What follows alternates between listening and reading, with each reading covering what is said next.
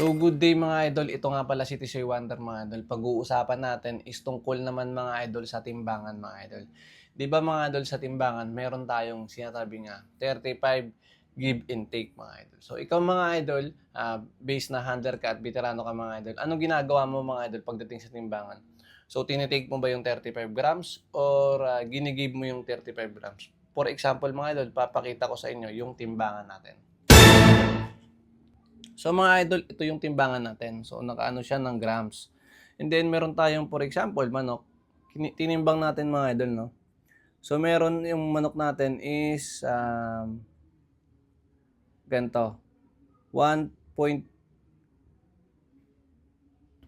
kilos, ganyan mga idol. For example, 1.3 kilos mga idol. So yun mga idol, meron tayong 1.3 kilos mga idol.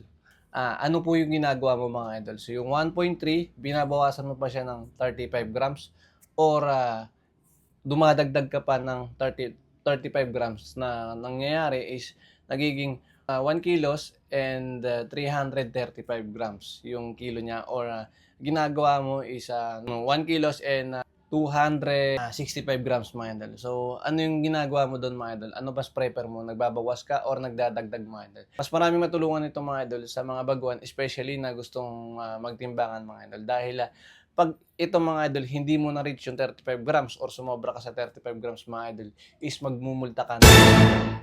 Medyo malaki yun mga idol. So, yun lang mga idol. So, i-comment po nga below mga idol, anong ginagawa mo at anong diskarte mo kung ilan binabawas mo. Dahil yung iba mga idol, hindi lang 35 grams yung binabawas nila. Binabawas nila 50 grams during submission mga idol. So, i-comment down below mga idol. Ito nga pala si TC Wonder. Don't forget to subscribe.